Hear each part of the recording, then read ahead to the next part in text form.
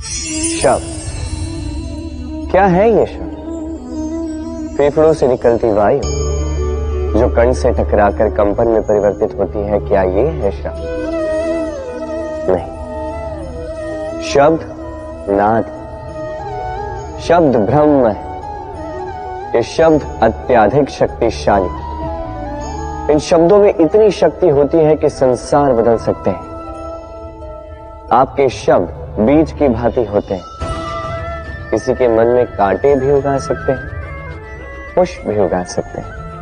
यदि कोई व्यक्ति निराश, अपने जीवन का सबसे कठिन समय व्यतीत कर रहा है, उसे प्रेरणा के 2 शब्द दे दो, वो असंभव से असंभव कार्य कर देगा।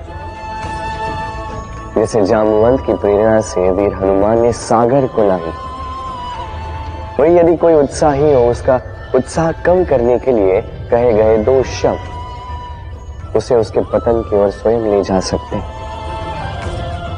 तो इन शब्दों के महत्व को समझिए, इनकी शक्ति को समझिए और मेरे साथ प्रेम से कहें, राधे राधे।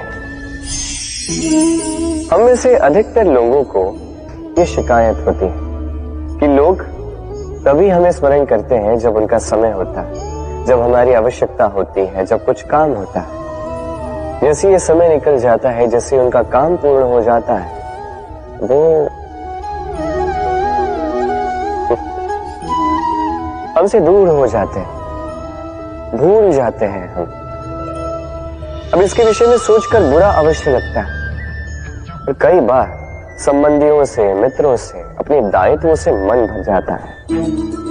किंतु यदि ऐसा आपके साथ हो तो आपको मन छोटा करने की आवश्यकता नहीं है। इसी परिस्थिति को किसी और दृष्टिकोण से देखने का प्रयास कीजिए। स्मरण रखिएगा, व्यक्ति दीपक को तभी स्मरण करता है जब उसके जीवन में अंधकार होता है। अब प्रसन्न हो जाइए, क्योंकि आपके पास वो अवसर है कि आप किसी के जीवन में प्रकाश की वो किरण ला सको, किसी को वो उचित मार्ग दिखा सको, किसी को सहयोग दे सकते हैं, ये पुण्य अर्जित कर सकते हैं। किसी से कोई आशा रखने की आवश्यकता नहीं है। जिसको आपकी जितनी आवश्यकता है उतनी सबकी सहायता कीजिए, उतना सबको प्रेम दीजिए, और इसी प्रेम के साथ आके मेरे साथ कहें, राधे राधे।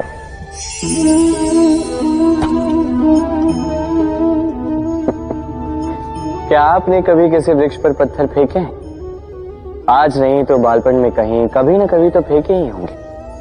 आज भी बालक यही करते हैं।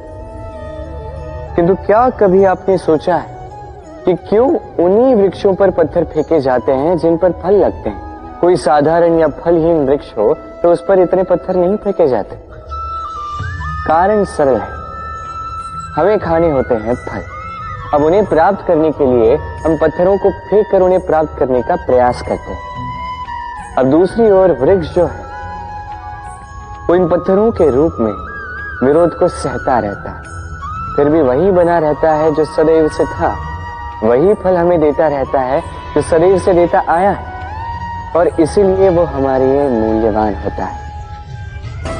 स्मरण रखिएगा, ऐसे ही जीवन में आपके कई लोग आएंगे या कदाचित अभी होंगे भी जो आपका विरोध करते हैं, जो आपके जीवन में संकट लाते हैं, आप पर आरोप लगाते हैं, किंतु आपका ध्यान वहां पर नहीं होना चाहिए। क्योंकि एक महत्वपूर्ण बात है जो आपको स्मरण रखनी है, उन्हीं वृक्षों पर पत्थर फेंके जाते हैं जिन पर फल लगते हैं, जो मूल्यवान होते हैं। राधे राधे। अब इसे देख रहे हैं? अब सोच रहे होंगे कि ये इतना कैसे उलझ गया। वो इसलिए क्योंकि मैं इस धागे को अच्छे से समेट कर नहीं रख पाया। फिर इसके 2 छोर आपस में उलझे, उलझते गए, उलझते गए, उलझते गए, और फिर देखिए एक ऐसी गुत्थी बन चुकी है कि मैं समझ नहीं पा रहा हूं कि इसे सुलझाऊं कैसे। स्मरण रखिए, इस लंबे धागे को यदि अच्छे से समेट कर नहीं रखोगे तो वो उलझ जाएगा। अब इसी प्रकार हमारे जीवन में होती है हमारी जीवा, हमारी वाणी। यदि इस लंबी जीवा को आप समेट कर नहीं रखोगे तो केवल कष्ट पाओगे, अपनी वाणी इस पर नियंत्रण रखो, सदैव लाभ पाओगे। तो आइए मेरे साथ प्रेम से कहिए राधे राधे। इसे देख रहे हैं? आप तो जानते ही होंगे ये क्या है। ये बड़ी ही विचित्र वस्तु है। ये है कोयला। मैं इसे विचित्र इसलिए कह रहा हूं, सोच के देखिए, यदि ये गर्म हो और आप इसे पकड़ लो तो ये आपके हाथ जला देगा। यदि ये ठंडा हो और आप इसे पकड़ लो तो ये आपके हाथ पर कालिख लगा देगा। अर्थात कोई भी परिस्थिति हो, ये किसी भी रूप में हो, चाहे गर्म हो चाहे ठंडा हो, ये किसी न किसी रूप में आपको हानि अवश्य पहुंचाएगा। इसी प्रकार होते हैं बुरे लोग, बुरी संगत, कोयले की भांति।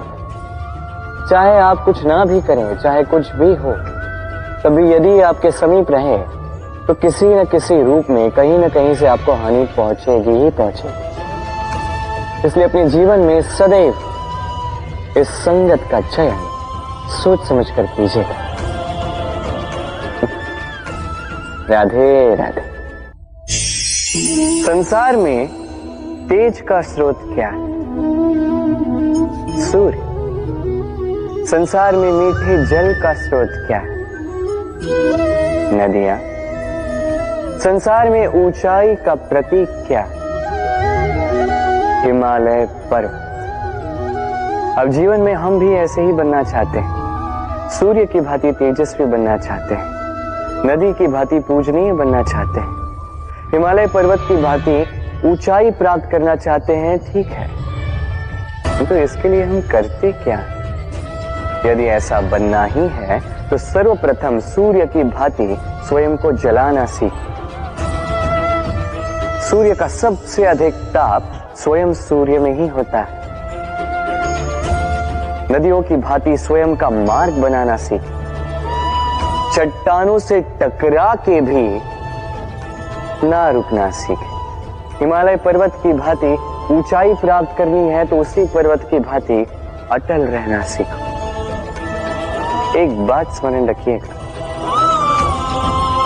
स्वयं को जलाओगे तभी संसार को प्रकाश दे पाओगे। राधे राधे।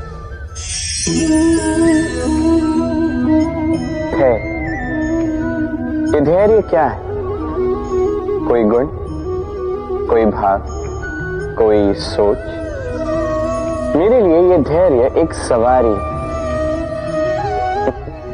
आप सोच रहे होंगे कि ये कैसी सवारी? सवारी तो अश्व की हो सकती है, हाथी की हो सकती है, ऊंट की हो सकती है। धैर्य की सवारी क्या होती है? चलो आपको एक बात बता देता, इस संसार में ऐसी कोई सवारी नहीं है जिसने कभी अपने सवार को गिराया ना।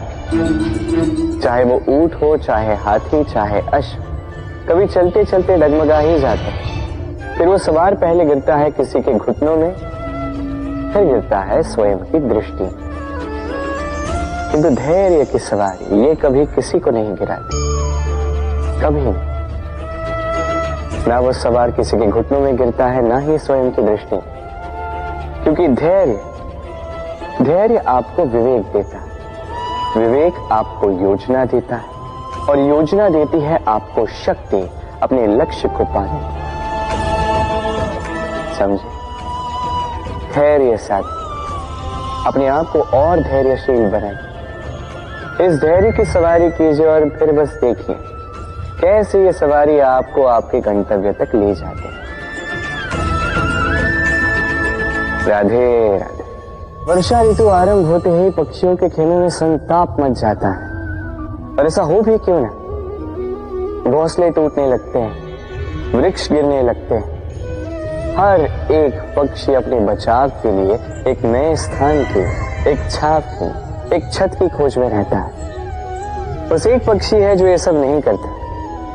उसे ना इन सारी समस्याओं की चिंता होती है, ना ही आवश्यकता होती है, और वो पक्षी है बाघ। वो इन सारी छोटी समस्याओं से बहुत ऊपर उड़ता है, मेघों से भी ऊंचा। इसलिए ये सारी छोटी समस्याएं जो आपके जीवन में आती हैं, इससे स्वयं को घिरने ना दें, अपनी सोच को ऊंची बना के रखें। आपकी ये समस्या अपने आप नीचे आ जाएगी। राधे राधे। छल, कपट, इन शब्दों से संसार का कौन सा व्यक्ति अवगत नहीं है। सभी जानते हैं ये शब्द क्या है, इसका अर्थ क्या है। सभी जानते हैं विश्वासघात क्या है, सभी ने अनुभव किया। किंतु क्या कभी आपने सोचा है कि ऐसा क्यों होता है? इसका कारण क्या है? इसका कारण है आशा। यदि आप गुफा में जाएंगे और आप ये आशा रखेंगे कि यहां पे अंधकार नहीं होना चाहिए, तो आप तो चोट खाएंगे ही। यदि आप सागर में जाएंगे और आप आशा करेंगे कि मैं भीगूंगा नहीं, तो इसमें सागर का तो कोई दोष नहीं, इसमें दोष है आपकी आशाओं का। एक महत्वपूर्ण बात स्मरण रखें, मनुष्य मनुष्य को नहीं छलता। मनुष्य को छलती हैं उसकी आशाएं जो वो अनुचित पात्रों से रखते हैं। इसलिए जीवन में कभी भी आशाएं लगाने से पूर्व संबल की परिभाषा जान ले कि वो आपको सहारा देने योग्य है भी या नहीं। ना टूटेगी आशा, ना टूटेगा विश्वास। राधे राधे।